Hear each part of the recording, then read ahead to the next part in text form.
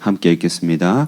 이는 나를 사랑하는 자가 재물을 얻어서 그 곳간에 채우게 하려 함이라. 아멘.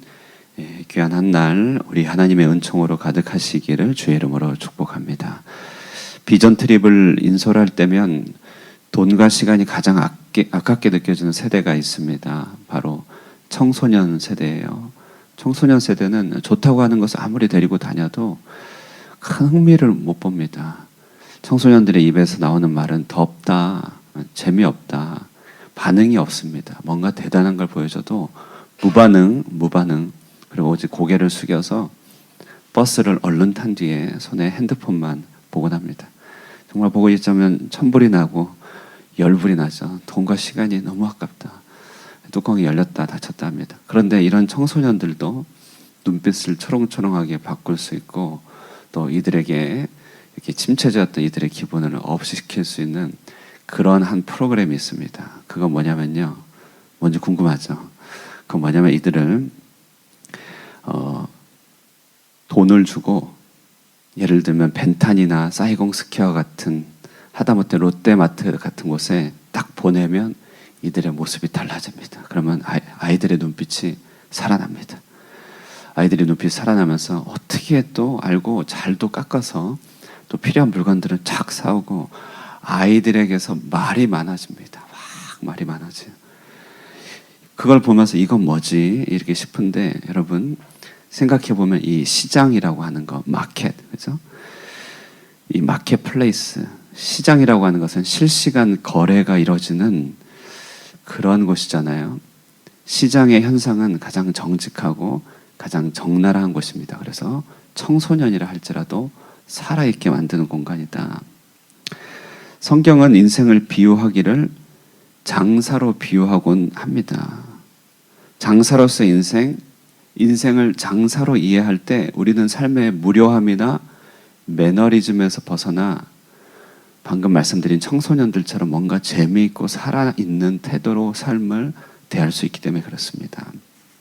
장사가 우리의 본업이니 지긋지긋하다라고 생각할 수 있겠지만 우리 인생 전체로 하나님은 장사로 보기를 원합니다. 달란트 남기는 장사, 문화 남기는 장사라는 것이죠. 이것이 무리한 접근이 아닌 것이 우리는 하루 종일 살면서 사실 엄청난 거래를 하면서 살기 때문에 그렇습니다. 참으로 맞는 말입니다. 우리가 물건을 팔아서 화폐를 얻는 거래만 하는 것이 아닙니다. 잘 보면 우리 어른들은, 부모들은 이 화폐를 팔아서 자녀의 미래를 사는 것이죠. 우리는 이 들고 있는 화폐를 팔아서 사람을 얻기도 합니다. 오늘 우리는 이 아침에도 새벽잠의 달콤함을 팔아서 하루의 첫 시작의 경건과 소망의 인내를 사들이고 있는 것이죠. 반면에 젊음의 원기를 팔아서 방탕을 사들이는 경우도 있습니다. 이처럼 우리는 매 순간 거래하면서 산다는 것이에요. 장사로서 인생 딱 그 말이 맞습니다. 그래서 우리는 좋은 것 남기는 장사치가 돼야 되는 것이에요. 시간, 건강, 기회들 우리에게 주어진 것 얼마 없습니다. 우리는 이 얼마 없는 시간, 기회, 건강들을 팔아서 좋은 이문을 남겨야 된다는 것이에요. 오늘 본문은 인생 장사, 전체로서 인생 장사 무엇을 남겨야 되는가라고 할 때 오늘 성경은 그것을 지혜를 남기는 인생 장사다라고 얘기합니다. 11절 말씀을 한번 읽어보겠습니다. 11절 읽겠습니다. 시작. 대저 지혜는 진조보다 나음으로 원하는 모든 것을 이에 비교할 수 없음이니라. 원하는 모든 것을 이에 비교할 수 없습니다. 모든 행동을 한다 할지라도 가장 궁극적으로 남기는 이문은 지혜다. 진주도 아니고 돈도 아니라는 것이에요. 내 모든 것 팔아 한 가지 얻어야 된다면 하나님의 지혜 얻어야 된다고 말합니다. 오늘 아침에 일어납니다. 하루 종일 많은 대화를 나눕니다. 여러 선택지를 고민합니다. 가계부의 숫자를 맞추고 기업의 대차 대조표를 맞춥니다. 결국 이것이 무엇을 얻으려고 하는 행위라는 것이냐 이렇게 물어본다면 그 대상 자체도 중요하지만 잠언은 말하기를 하나님의 지혜를 남기는 과정이다. 본문은 지혜를 이문으로 남기라고 얼마나 소리를 치고 있는지 1절을 보시면 지혜가 부르지 아니하냐, 명철이 소리를 높이지 아니하느냐 이렇게 얘기합니다. 4절을 보면 사람들아 내가 너희를 부르며 내가 인자들에게 소리를 높인다, 부른다, 높인다. 5절에 어리석은 자들에게 제발 부탁하기를 너희는 명철하라, 미련한 자들아 너희는 마음이 밝아라. 정말로 지혜를 남기는 인생 장사 잘하기를 말하고 있습니다. 자, 그렇다면 이 지혜를 남기는 인생 장사가 왜 그렇게 중요하고 올바른가 생각해 본다면, 왜 지혜를 이문으로 남겨야 되는 인생 장사해야 되는가? 가장 먼저는요, 지혜야말로 부와 존귀를 이끌어오는 하나님의 선물이기 때문에 그렇습니다. 11절부터 21절의 말씀이 이걸 다 말하고 있죠. 11절부터 21절에 지혜가 모든 존귀를 이끌어온다 얘기합니다. 여기 이끈다는 말이 좀 중요한 우리 생각할 말인데요. 많은 사람들은 부나 명예, 존귀함을 생각해 볼 때 그것이 내 뒤에 이끌려오는 삶을 잘 알지 못합니다. 도리어 부를 추구하고 쫓아가죠. 명예를 쫓아갑니다. 앞에 바라는 행복과 명예가 있고 그것을 그냥 쫓아간다는 것이에요. 그래서 오늘날의 말로 아주 영혼까지 끌어모아서 그것을 쫓아갑니다만, 그것이 쫓아가면 마치 새처럼 도망가 있어서 항상 잡지 못한다. 그래서 우리는 늘 고달프고 늘 배고프고 늘 가난하다는 것이에요. 근데 오늘 성경이 말하기를 지혜를 얻으면 모든 것이 뒤따라온다고 얘기합니다. 12절부터 21절까지 말씀이 그렇고 1절에서 11절은 그래서 지혜에 초청하는 것이죠. 14절을 보세요. 지혜는 지도자의 통치 원리를 품고 있다라고 말합니다. 16절에 지혜는 모든 공정한 판결에 숨은 돌이다. 18절부터 21절은 부귀와 재물을 얻을 기본 이치다.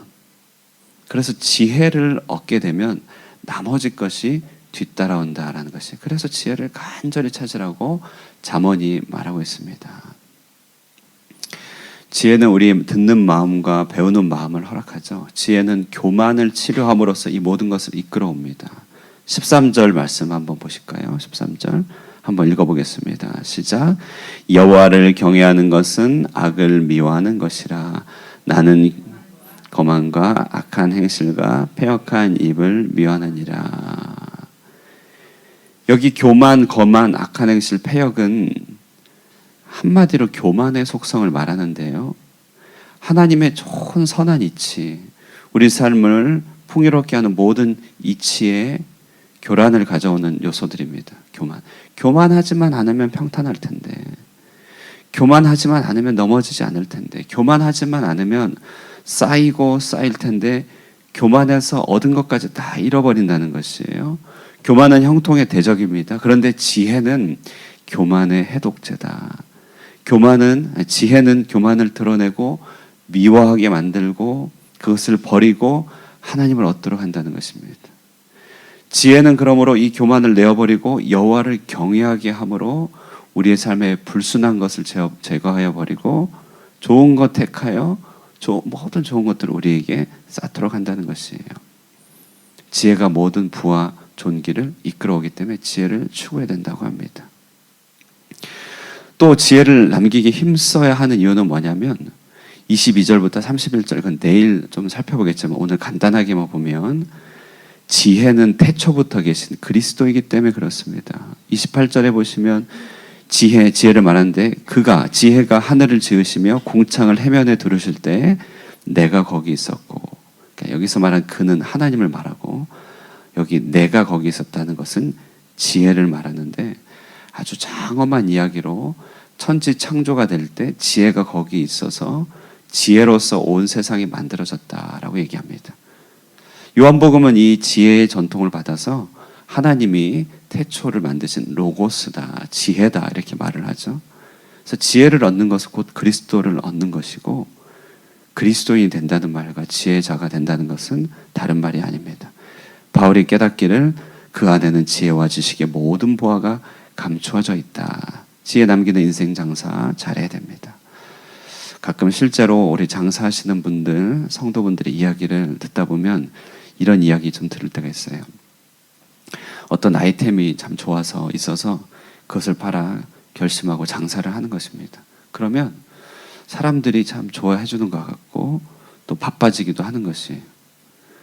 그런데 막상 장사를 다 하고 팔아보면 남는 것이 별로 없다. 이런 이야기를 들을 때가 있습니다. 그러니까 수고는 많이 하지만 막상 남는 것이 손에 별로 주어있지 않으면 이게 누구 좋으라고 하는 장사인가 생각이 되겠죠. 우리가 사회 공헌 활동을 한다면 그렇게 해도 무방하겠지만 우리가 이제 비즈니스 장사이니까 어쨌든 이익을 고려해야 되는 것 아니겠습니까? 자, 우리 그 이야기를 들으면서 우리 삶도 그렇다는 것이에요. 우리 행동주의, 그러니까 이것저것 엄청나게 많은 일을 하고 많은 관심을 갖고 별일을 다 합니다만 그래서 질문을 하나 남기고 그래서 많은 행동을 하였는데 지혜를 남겼냐는 거예요. 많은 봉사하고 많은 만남을 가지고 많은 대화를 나눴어요. 그래서 지혜를 남겼냐는 것입니다. 정말 내 손에 주어지는 지혜 남기고 살아가느냐, 이게 우리 인생 장사라는 것이죠. 생각하고 점검하면 별 볼 일 없을 때가 얼마나 많이 있습니까? 오늘 본문의 취지로 말하면 인생 장사 많이 한 것 같지만 참 아쉬운 것입니다. 그래서 성경은 우리에게 한 가지 지혜를 얻는 마음을 가르쳐 주는데 그것은 달려가는 삶이 아니라 사랑하는 삶이라 이렇게 얘기합니다. 잠언 8장 17절에 말합니다. 한번 읽겠습니다. 시작. 나를 사랑하는 자들이 나의 사랑을 입으며 나를 간절히 찾는 자가 나를 만날 것이니라. 우리가 무턱대고 어떤 행동을 먼저 하는 것, 일상적으로 살아온 관성대로 살아가는 것은 어찌 보면요, 우리가 거기에 사랑이 없기 때문에 그렇습니다. 귀 기울이고 머물러서 보살피고 존중하는 사랑이 없기 때문에 살아간 대로 살아가는 것이죠. 사랑하면 간직하죠. 사랑하면 시선을 머뭅니다. 사랑하면 편지도 쓰고 사랑하면 대상의 변화에 민감하죠. 지혜는 아침과 저녁으로 살펴봐야 되는 인생의 대차대조표. 지혜는 내 지출한 삶의 에너지 대비해서 벌어들인 지혜의 양이 얼마가 될지를 매일매일 생각하는 인생 가계부가 되어야 된다는 것이에요. 그 지혜를 사랑함으로, 지혜의 이문을 남김으로 지혜를 벌어들여 우리 삶의 모든 존귀와 모든 부가 뒤따르는 그런 귀한 인생, 지혜를 벌어들이는 인생 장사 우리가 잘 할 수 있기를 소망합니다. 말씀을 맺습니다. 정치인들은요, 그 수고의 열매로 정권을 얻죠. 우리 상인은 수고의 열매로 이윤을 얻습니다. 우리 경기 운동선수들은 수고의 열매로 승리를 얻습니다. 그래야 할 만한 것이잖아요. 그러면 여러분, 우리 성도들은요, 우리 그리스도인들은 모든 수고의 열매로 뭘 얻어야 됩니까? 성경 말합니다. 지혜입니다. 지혜 얻는 지혜로운 성도. 시편 111편 15절, 지혜는 진주보다 귀하니 내가 사모하는 모든 것으로 이에 비교할 수 없도다. 이 아침에 기도하시는 여러분 모든 분들이 이처럼 지혜를 풍족하게 남기는 인생 장사 잘 하시는 저와 여러분 되시기를 주님의 이름으로 축원드립니다. 기도하겠습니다. 살아계신 하나님 아버지 감사합니다. 오늘도 지혜의 잠언을 통하여서 우리 인생을 통하여 진정으로 남겨야 될 것이 무엇인지를 묵상해 보게 됩니다.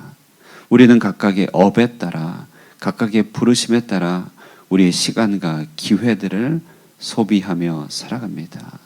그 모든 우리의 행동을 통하여 과연 하나님의 지혜가 우리의 삶의 가계부에, 우리의 삶의 창고에 온전히 들여져 있는지를 돌아보게 하여 주시옵소서. 하늘의 지혜를 우리가 얻게 됨으로 말미암아 그 지혜 안에 속한 모든 존귀함들과 지혜와 지식의 모든 보화가 뒤따라오는 귀한 인생 살아갈 수 있도록 축복하여 주시옵소서. 오늘도 이처럼 주님 보시기에 합당한 인생 장사 잘 하기를 원합니다. 지혜를 사랑하며 찾고 구하고 두드려 많은 행동들 뒤에 지혜를 거둬들이는 참으로 복된 성도가 되도록 인도하여 주시옵소서. 우리 하늘꿈교회 이와 같은 지혜자로 풍족한 교회가 되게 하여 주시고, 이 땅 가운데 하늘의 지혜를 나누어 주는 복 있는 성도들, 덕스러운 성도들 되도록 축복하여 주시옵소서. 귀한 아침 함께하여 주시고, 우리의 모든 건강과 출타 중에 있는 우리의 모든 권속들을 지켜주시기를 간절히 바라옵고, 살아계신 예수님의 이름으로 기도드리옵나이다. 아멘. 예, 지혜의 사랑을 결단하면서 우리 기도하시고 들어가도록 하겠습니다.